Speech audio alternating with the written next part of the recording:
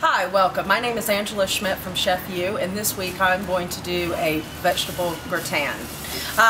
So we're going to use some of the vegetables that you're getting in the box this week. We've got this lovely eggplant, parsnips, some yellow squash, also going to do some watercress, and some of our new potatoes.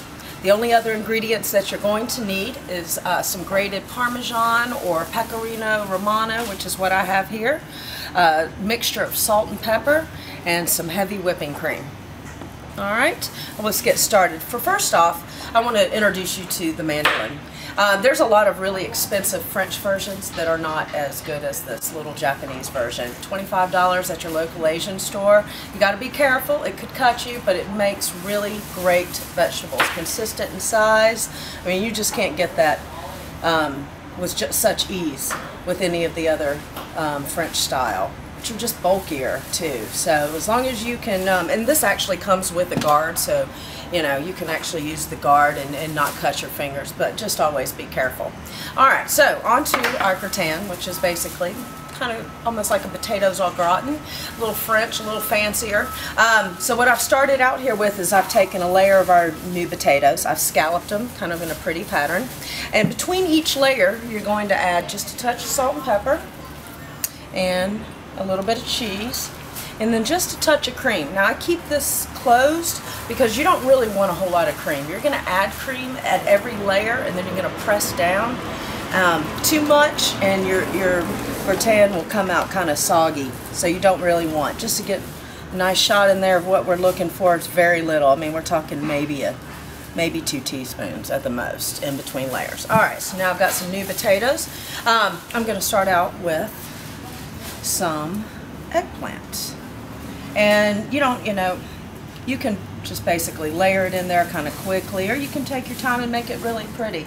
But basically, it's just about seasoning each layer, getting the right amount of cream in there, and pressing down. You don't want there to be any gaps. You want to press all the air out of it so all the vegetables are flushed together. That way, when you pull it out later and you let it cool for a minute, it'll hold together really well. You can cut it out in little circles if you're getting fancy, or just scoop it out with a spoon. Your choice. Alright, so just about finished with my layer of eggplant. I think then we're going to move on and add a little watercress next. But don't forget you've got to do your seasoning. Alright, a little cheese and a little cream. And really gratins could be just potatoes. If you're doing potatoes, maybe a little nutmeg in there is traditionally what you do French-wise. We're gonna do watercress. So I'm gonna just throw in a little watercress, a little spiciness, almost like an herb in our gratin. Don't really think you need to do any seasoning or cream after this. I'm gonna go right into my next layer, which is going to be my yellow squash. Alright, and again, we're just gonna layer it, kind of overlapping each other.